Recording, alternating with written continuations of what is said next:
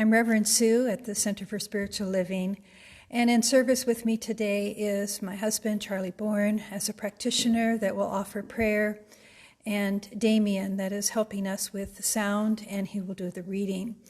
So we're grateful for this opportunity to reach out into our community and be together. These are challenging times.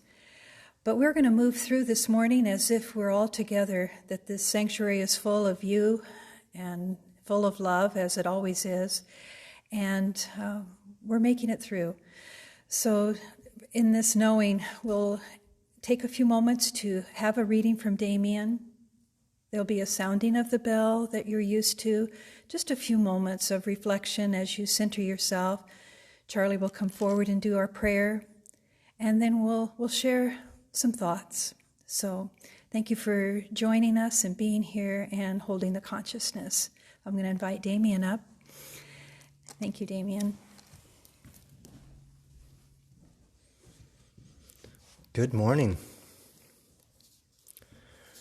From a Franciscan monk, or a Franciscan brother, I should say, named Richard Hendrick from Ireland, a piece titled Lockdown. Yes, there is fear. Yes, there is isolation. Yes, there is panic buying. Yes, there is sickness. Yes, there is even death. But they say that in Wuhan, after so many days and years of noise, you can hear the birds again. They say that after just a few short weeks of quiet, the sky is no longer thick with fumes, but blue and gray and clear. They say that in the streets of Assisi, people are singing to each other across the empty squares, keeping their windows open so that those who are alone may hear the sounds of family around them. They say that in a hotel in the west of Ireland, they are offering free meals and delivery to the housebound. Today, a young woman I know is busy spreading flyers with her number through the neighborhood, so the elders may have someone to call on. Today, churches, synagogues, mosques, and temples are preparing to welcome and shelter the homeless, the sick, and the weary. All over the world, people are slowing down and reflecting. All over the world, people are looking at their neighbors in a new way. All over the world, people are waking up to a new reality, to how big we really are, to how little control we have, to what really matters, to love. So we pray and remember that, yes, there is fear, but there does not have to be hate. Yes, there is isolation, but there does not have to be aloneness. Yes, there is panic buying, but there does not have to be meanness. Yes, there is sickness, but there does not have to be a disease of the soul. Yes, there is even death, but there can always be a rebirth of love. Wake to the choices you make as to how to live now. Today, breathe. Listen. Behind the factory noises of your panic, the birds are singing again. The sky is clearing. Spring is coming. And we are all encompassed by love. Open the windows of your soul. And though you may not be able to touch across the empty square, sing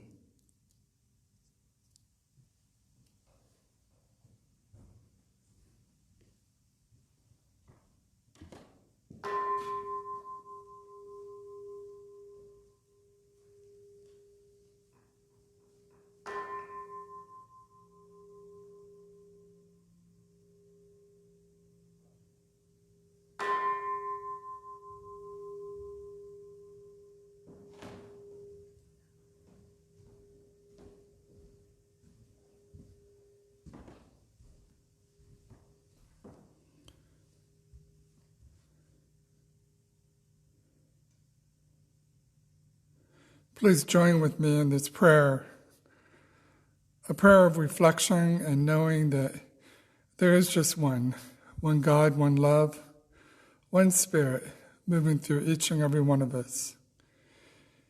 It's moving through us with a sense of pure consciousness and pure love, representing itself in its own unique individual way for each of us, but also knowing that we are here together in spirit.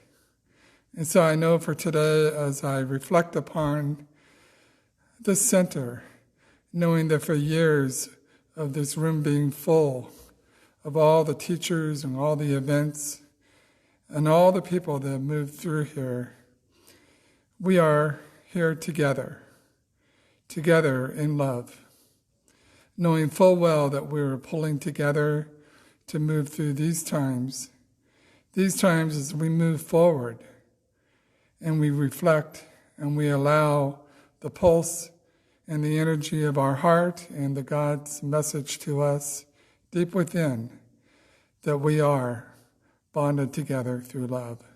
So for today, I open my mind and my heart, and I know for each and every one of us that we listen deeply to the words of Reverend Sue as she shares her heart and her love for this community and for the world. So together we are open at the top, ready to move forward in a new and vibrant way. So giving thanks for today and for the center and for the teaching, I release these words into law, knowing full well they are absolutely so, and together we say, and so it is. Thank you, Charlie. Thank you, Damien. So our topic today is nurturing as strength.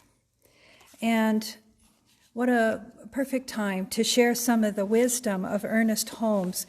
He expresses in his teaching, by expanding our understanding of the nature of God, we can see those aspects in ourselves and others until we are fully immersed in the oneness that we are. He also states, I live in faith that there is a presence and a power greater than I am that nurtures and supports me in ways I could not even imagine. I know that this presence is all-knowing and all-power and is always right where I am.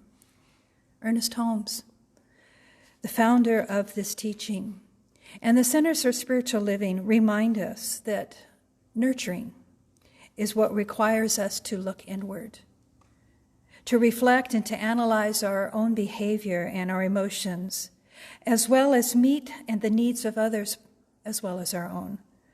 So this introspection, as you have noticed these past few days, has required great courage on your part, on everyone's part. It's required personal inner strength, surrender. But it also takes a power of knowing that we're in this together. And that in that knowing there is a deeper love that wells up inside each one of us. Eckhart Tolle reminds us always to practice the presence and to be the presence.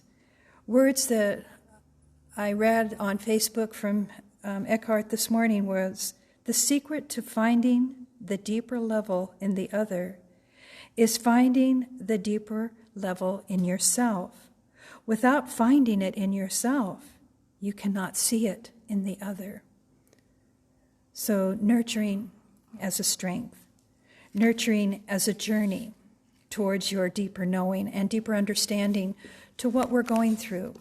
So I want to start with the story of the Tao of Success, and this is written by Derek Lin, one of his interpretations. But I found this particular Tao story quite engaging. It's called The Cricket. Once upon a time in ancient China, there was a farmer who visited his friends in the city. He needed to buy a few things not available back at home, so his friends took him to the market. The place was full of activities. Merchants hawked their wares, street performers hollered to attract attention, Drivers of horse-drawn chariots yelled for people to make way. There were so many things happening all at once, it was almost overwhelming. Suddenly the farmer stopped his friends.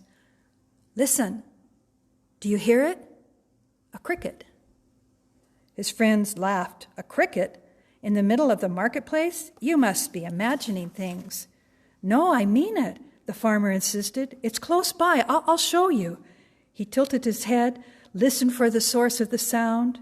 Then he walked towards a bush by the road. Kneeling down and bending back, a branch slowly, he beckoned to his friend and pointed. "Look, there it is." His friend was amazed. "How could you hear that little thing with so much noise out here?" "It's not difficult, as it may seem," the farmer said as he stood up. "You can hear it too if you just listen." His friend was doubtful. "I'm not sure about that. Your hearing must be better than mine because you live in a countryside. City dwellers like me cannot possibly have hearing so sensitive as yours."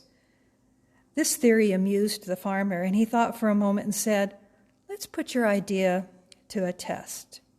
Do you have a few coins I can borrow?" "Coins? Sure."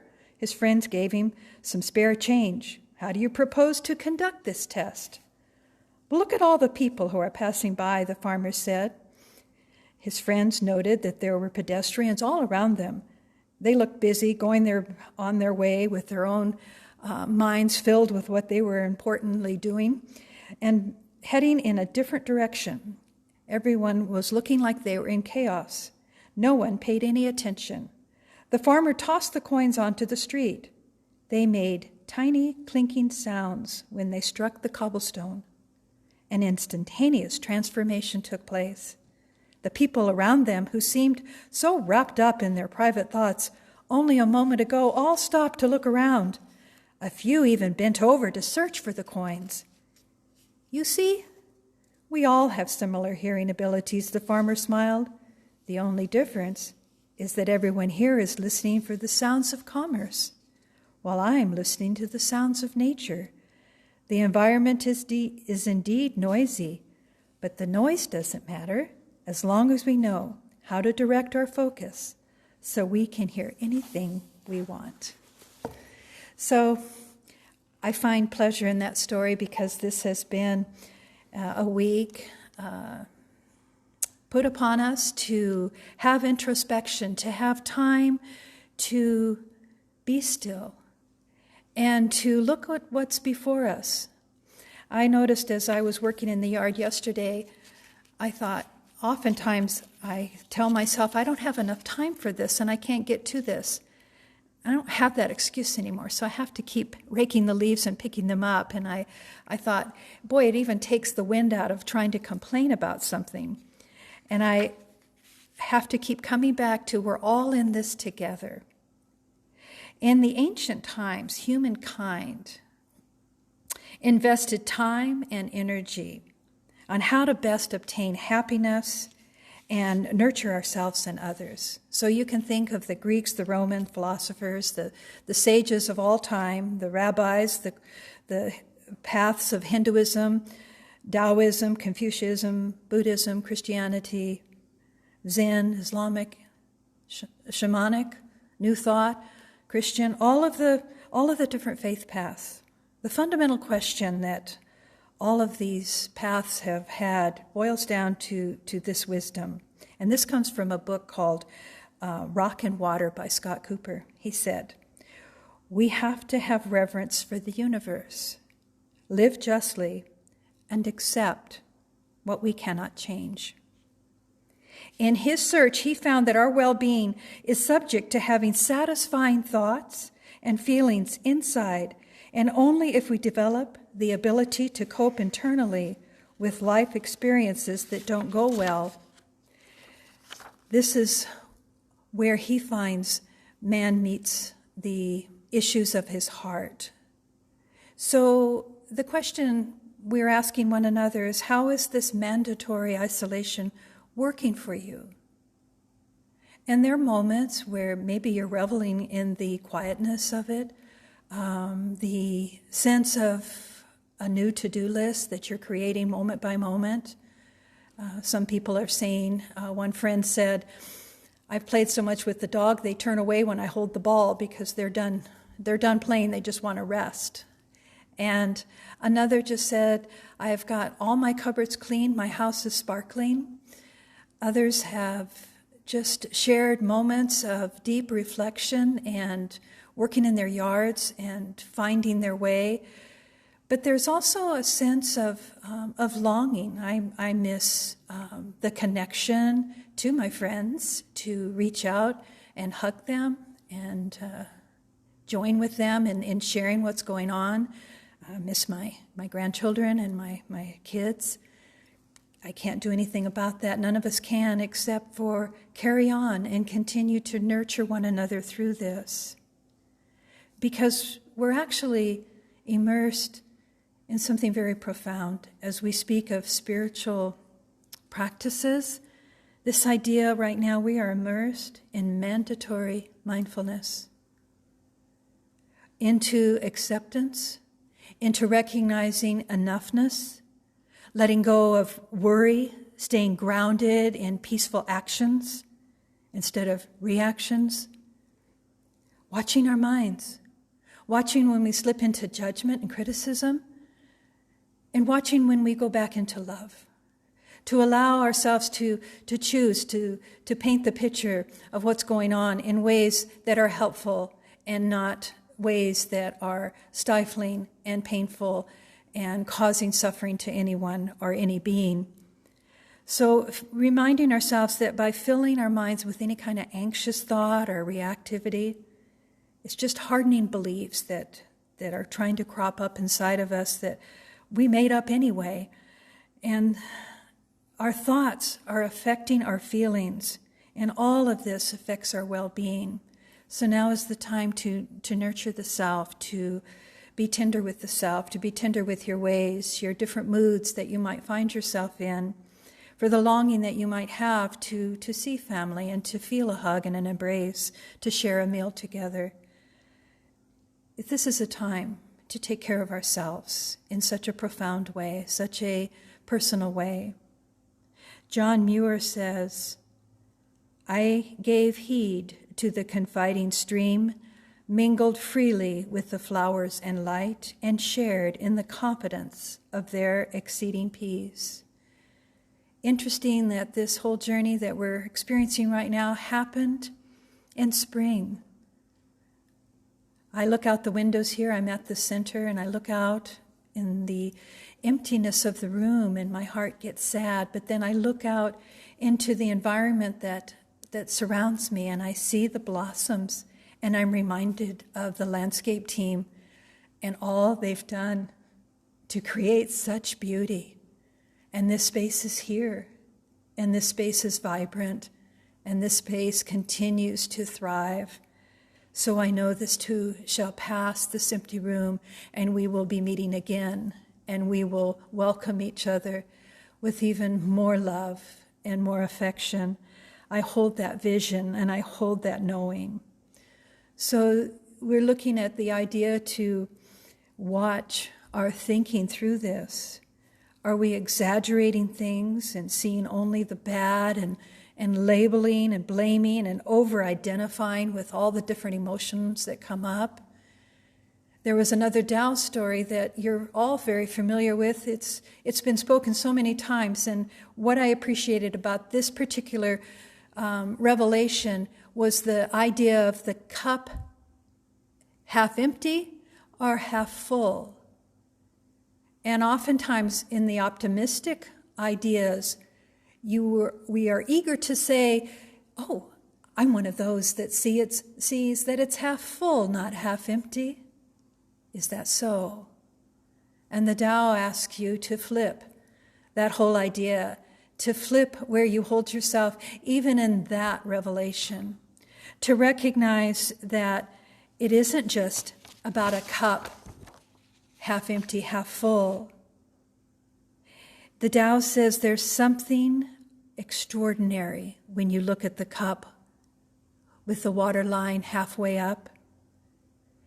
you try to place it into a familiar idea for yourself, but then you see suddenly all sorts of new interesting insights. Water is a symbol of all our good. What if the half empty was just motivating you to use your talents more, to invite you to welcome that space and to realize that it's not necessarily all about being half full. So you look into these ideas and look at life as an opportunity to flip everything that we have held ourselves in tune with. Is that true? Is it really true? And how can I expand this idea for my heart to nurture not only my own well-being, but to hold the whole world in its confusion and in its concern for what's going on? My heart breaks when people aren't recognizing how serious this is. And this is mankind's opportunity, humankind, to really show that we do know that love prevails and that we do take witness to the opportunity to have a time out and to allow our planet, the Mother Earth, to do some healing on her own. And she knows exactly what she's doing. And it's time for us to have a little bit of suffering by pulling back and staying home and not engaging as we're used to, as we've been so spoiled in all that we do. Years ago, there was a practice in youth group, and the idea was to take the 5 of your most favorite roles and to hold on to those ideas, those labels you put upon yourself, the 5 of the things that you did in your life that were so valuable to you. And then the invitation was to now take one away, take the other away, take the third one away, no more, take the second. And finally, what you cherished the most, take it away, it is no more. Who are you now? And I remember doing that practice and sobbing at the idea of really investing in what was being asked. I took away my nursing career, I took away ministry, I took away friends, and then it came to my family, my husband, and then to my 2 children, now to my grandchildren. Take that away. Who am I now? And then to just sit in that, and there was grieving, but then there was also, as we were to walk around and just to look at what is and not be able to have any familiarity with it. This just is. This is all is just as it is supposed to be. And who am I in it?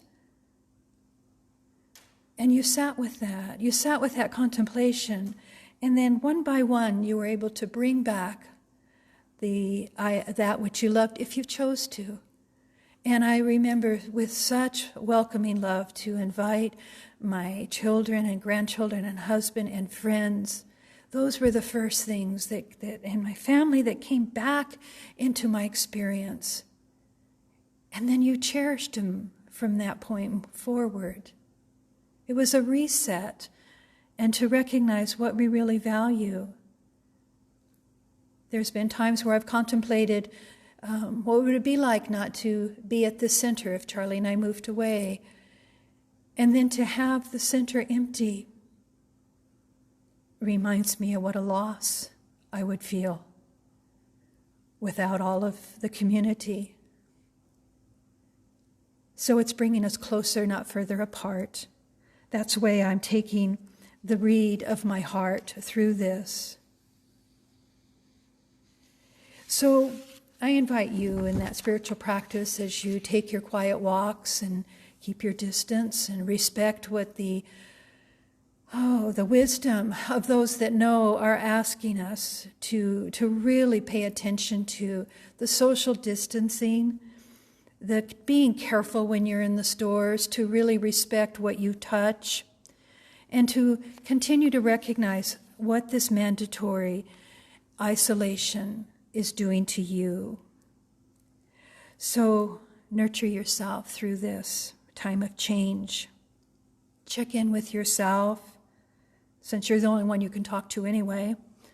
And what does thinking this way make you feel like? Ask yourself, am I blowing this out of proportion? And is this all really truly happening? What can I do about it? I can't change it, but what do I do? How long will I allow myself to twirl on these thoughts before putting it down as it just is what it is right now? And now what? There was a Roman slave and Stoic philosopher that lived in the years 55 to 135, Epictetus. And he said these words, and because of lack of practice, we are always piling up worries and fancying things to be graver than they really are. And then the Roman philosopher that many of you are familiar with, Marcus Aurelius, he lived 121 to 180 in that time period. But those who do not observe necessity be unhappy. So is our thinking through this making things a little bit worse? Can you see the opportunity here where the spiritual practice of accepting what is a way to release yourself, and that we can still try to make things better? As we stop resisting and stop avoiding what is being asked of us, knowing that things just are the way they are, we don't have to keep judging them. This beautiful quote from Michael J. Fox says, acceptance doesn't mean resignation, it means understanding that something is what it is. So I love the idea of being led away from judging what's going on, and that points to all of the ideas of hoarding. And who really knows? Who really knows if someone's hoarding? Charlie went to the market, and he was in the aisles, and he was watching people just load up their baskets. And he started to think, there's one of those. They're hoarding all that they can get, and they won't, just watching, he thought for a moment. And then he overheard their conversation. We'll get these, and we'll take 2 boxes to each one of those families. So they were there gathering food for others. So we're quick in the stores to follow some of the language that is upon us about hoarding and being selfish through these times. All we can do is check into our own heart and recognize what we are doing. And it doesn't matter what anybody else thinks. It just matters in this time of nurturing ourselves, what are we doing? So I want to end the talk about looking at ourselves, seeking joy. But there was another sharing that this is from the AA movement, and I found this particular passage very brilliant in these times. Because all of this that I'm saying is not really a theory in itself. It's just about living with a lighter heart, living with a sense of community and connection and love. So hear this in this closing of the big book. If we are painstaking about this phase of our development, we will be amazed before we are halfway through. We are going to know a new freedom and a new happiness. We will not regret the past nor wish to shut the door on it. We will comprehend the word serenity, and we will know peace. No matter how far down the scale we have gone, we will see how our experience can benefit others. That the feeling of uselessness, the self-pity, will disappear. We will lose interest in selfish things and gain the interest in others. Gain interest in our fellow humanity. Self-seeking will slip away. The whole attitude and outlook upon life will change. Fear of people and economic insecurity will leave us. We will intuitively know how to handle situations which used to baffle us. We will suddenly realize that God is doing for us what we could not do for ourselves. The invitation is to listen for the cricket. Listen for the crickets. to walk in such a gentle way that you're the gatekeeper of your mind and your heart. So some of the humorous things have certainly been showing up on Facebook through this. So we can seek joy through this. It's okay to smile and allow the joy to penetrate you. Maybe it doesn't change things, but it blows up the negative thinking. Julie shared with me a funny comment that the CDC, to prevent coronavirus, stay home, avoid physical contact, and don't go into large crowds. For the introvert, I have been preparing for this moment my entire life. Damien shared one that I found particularly endearing. Has a bee ever landed on you, and instead of being scared, you appreciate the possibility that you were confused for a flower? And Kathy Strait, she wrote on a Facebook posting, and the world came together as the people stayed home. So there must be, at the basis of all of this, to pay attention. Trebby Johnson in Radical Joy for Hard Times says this: we find by paying attention to living meaningfully where we are right now, to acknowledge the places among us that have been wounded, make time to visit those places inside of you with curiosity and compassion. This is self-nurturing. Share the stories of what they mean to us. Spend time getting to know yourself and making gifts of the beauty that you discover. Come back to the place where we exist in all our human fallibility and nobility in the moment. Then we reconnect as people for millennia, have known it is essential to do not only with the ground beneath our feet, but with the ground beneath our hearts. So a spiritual practice is your invitation now. Wherever you are as you are listening to this, feeling your own thoughts and revelations as we've shared, half full, half empty, listening to the crickets, practicing to be with ourselves. No words can touch this any more than the practice of the loving kindness meditation. So ground yourself in the knowing as I share the words of the Buddha. Hatred never ceases by hatred, but by love alone is healed. This is the ancient and eternal law. Like a caring mother holding and guarding the life of her only child, so with a boundless heart, hold yourself and all beings. And the prayer, may I and all beings be filled with loving kindness. May I and all beings be safe from inner and outer danger. May I and all beings be well in body and mind. May I and all beings be happy and free. Live in joy, live in love, even among those that we find our struggle to be around. Live in joy and health, even among the afflicted. Live in joy and peace, even among the troubled. Look within. This is the time. Be still, free from fear and attachment.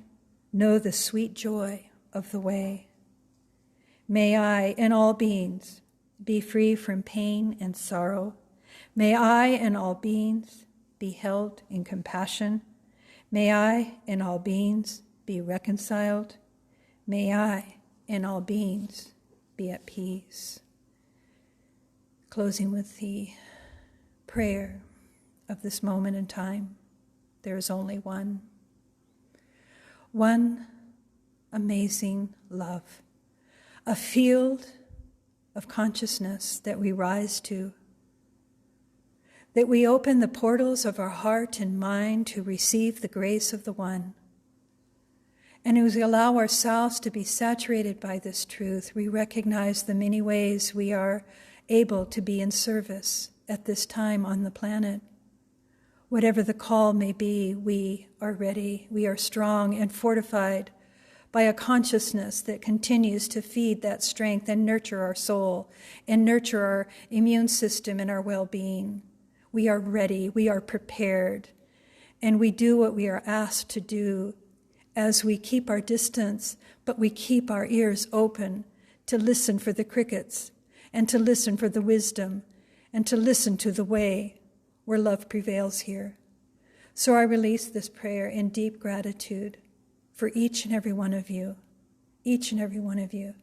trying so hard to be together now. We are in spirit together and in love. I give thanks for this. I give thanks for those helping me today to allow this to reach out to all of you. So thank you, God. Thank you, God. I release this prayer, and so it is. So thank you, everyone. We'll be doing these podcasts and FaceTime Lives until the restrictions are lifted, and we invite you and remind you to check our website for the updates. Lori Barnes is diligent at keeping our updates, so it's www.cslreading.org. Blessings to you and love. Thank you.